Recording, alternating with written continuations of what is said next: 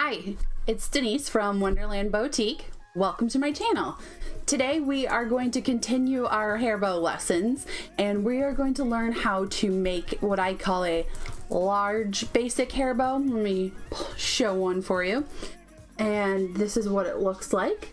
Very pretty coral and gold. There's another one which is a bit more advanced, which is taking two different types of ribbon and combining them. But this is building off of lesson 2, which is where we made our bow tie. So basically we're going to take the bow tie and we're going to make it bigger, put it together for 2 parts, and you're going to make yourself a basic large hair bow. Now, for this, you will need some supplies. Obviously, you're going to need your grosgrain ribbon again. This is 1.5 inch, and I bought this roll at Hobby Lobby. So you're going to see a lot of my leopard and zebra and solid prints. I'm also a very not subtle person would be the best way to describe it. I love patterns anyways, so in most of my videos you're going to see a lot of patterns.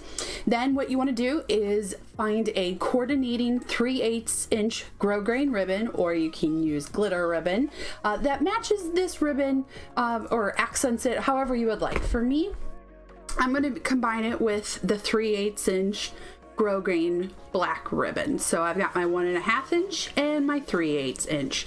Now, if you've not watched lesson 1 or lesson 2, which is how to line your alligator clip and how to make a bow tie, I will link those videos down below. This bow is building off of lesson 1 and lesson 2. So make sure you watch those videos below.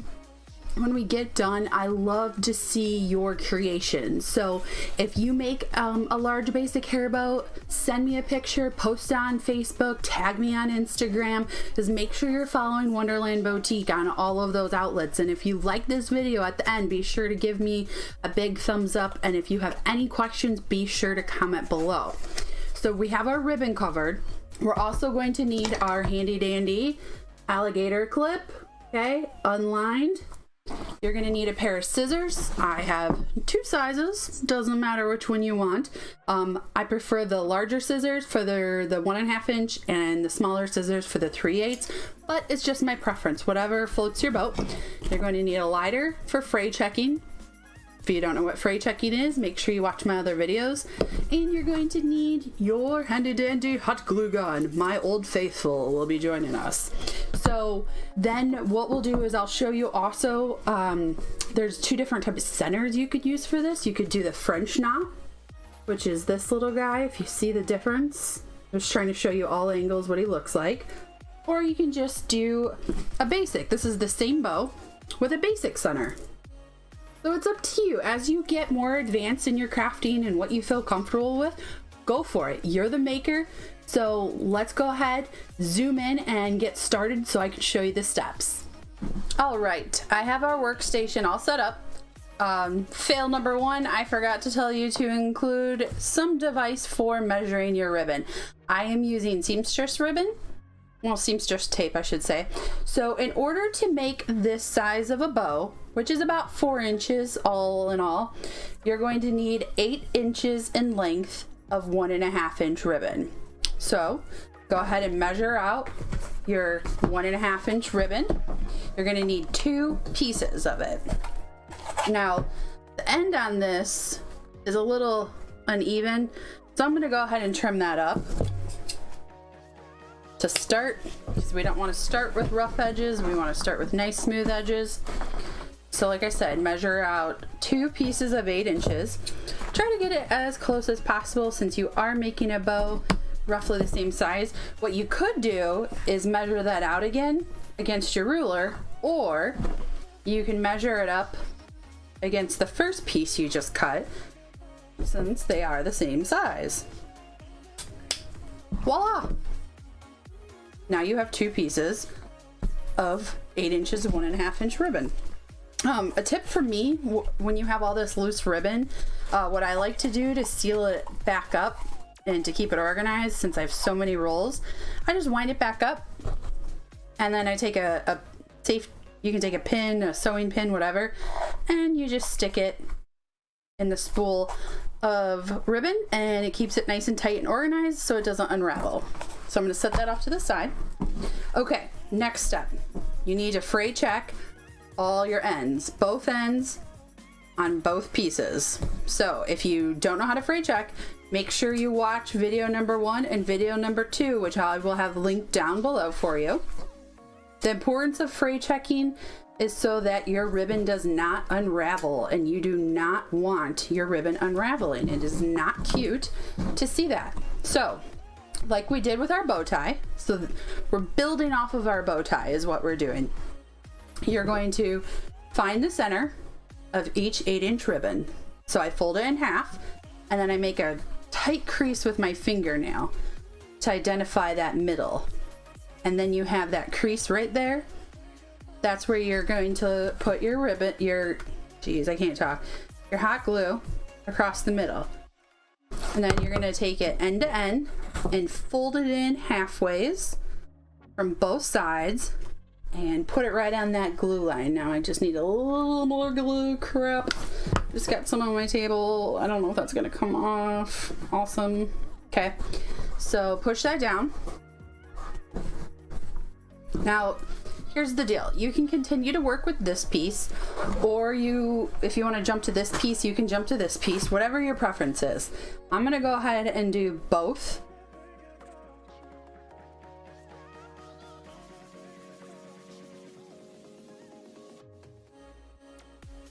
Now, just like our bow tie, we're going to fold this in half lengthwise, or hot dog style as I call it, and find that center. So basically you're going to make a crisscross.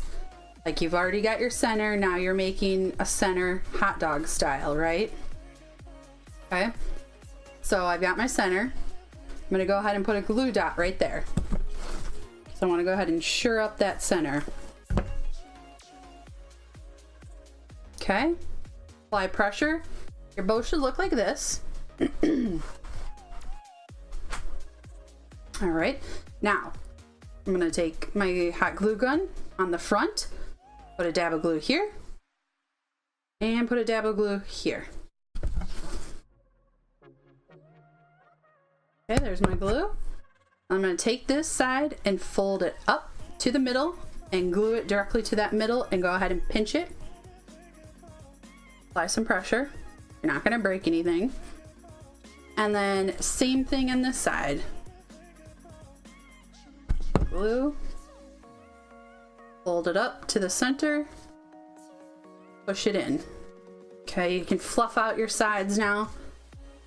Of course, little stringy is my least favorite thing. So what I'm doing is I'm pinching it right now to apply some pressure. And then this is what it looks like. So let's look at the difference.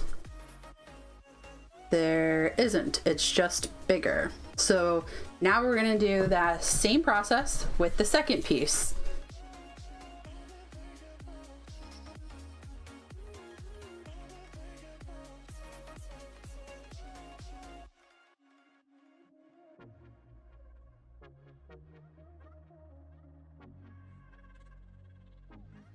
Oops. All right, so I messed up. Perfect, and unfolded. Let me put another dab of hot glue. That happens. And then I'm gonna glue it back to the center. There we go. Okay, fluff out your sides. I love a good fluffy bow. All right, I applied my pressure. Okay, so I've got piece 1 and piece 2. Now what we need to do is put these pieces together to make your bow. Don't mind the table. So ideally you want them to be the same size, and then you're gonna push them together. I like to eyeball it first before I put any glue down. Take a look, make sure that's looking pretty even. And it is. So what I'm gonna do is I'm gonna take a dab of glue, put it here in the center of this one. That's gonna be our anchor. And then I'm gonna fold these sides back a little so I can get a better angle of that middle. And then I'm gonna push it together, okay? Doesn't hurt to apply pressure. Make sure that glue sticks to that ribbon. And then you can fan and fluff it out. we need to line our alligator clip. And if you don't remember how, it's in video 1.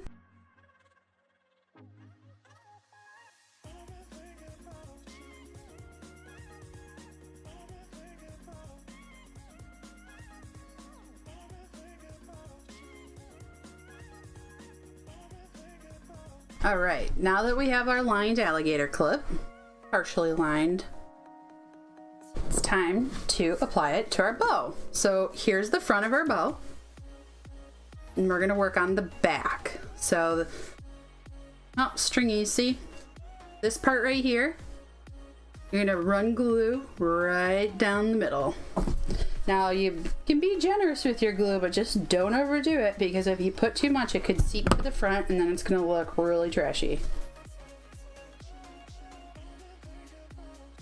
Okay, I'm applying my alligator clip.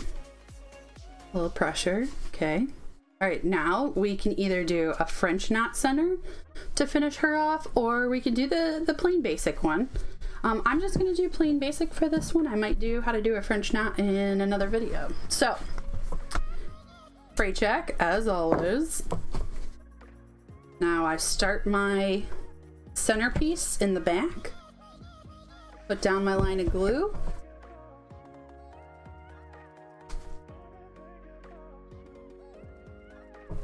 okay, and then I like to eyeball it to see what that finished product will look like. Make sure my ribbon is centered. Looks good. So then I'm gonna put glue down on that back piece of the 3/8. Now, some people like to put a dab of glue here in the middle. Excuse me, in the middle. I don't like to, but again, it's your personal preference. The reason why I don't like to is because I've seen it ooze out and goo out the center, and it's not cute. And so I only like cute things, and I don't think that produces quality. I'm all about quality. Okay, so here is our bow so far. Now you see we have this tail of the extra 3/8. So what I'm gonna do is cut that off, since I already glued down the back, which leaves me with a little piece right here that needs to be fray checked. So just fray check that off. Okay, now we have our completed large basic bow. So it was a combination of two larger bow ties combined with the lining of your alligator clip. You can see. Don't mind the stringies on my hands. So bow tie, large basic bow. Awesome, awesome job if you were able to make this along with me. Again, if you have pictures of your creations, definitely send them to me. All right, great job. All right, congratulations. You just made your first large basic bow. Congratulations. So, as a reminder, what we did is we combined our basic bow tie bow here, which was in lesson 2, into lesson 3, which is this large bow. And like I said, you know, you can do different centers on these if you want, lots of different options, but you're building your hair bow skills and you're going to be ready to go on to more impressive and larger scale items. And let me tell you, this size is great for any age. Same with the bow ties. Any age can wear these. I have lots of customers who wear these as pigtails, like doubles in the hair. I have lots of customers who wear the bow ties as doubles in the hair. Believe it or not, these are super cute for dogs. When dogs have little poofs, these sit perfectly in their hair. And I have some really cute pictures of some dogs wearing these. So they do work. And if you are a fur mom like me, these also can go on the collar. You can just slip it on the D-ring or slip it somewhere on the collar, and you can even bend the alligator clips, since they are metal, to kind of, you know, adhere better to the collar. So just keep in mind that bows just aren't for little girls. You know, you could also even add it like a pin to what you're wearing.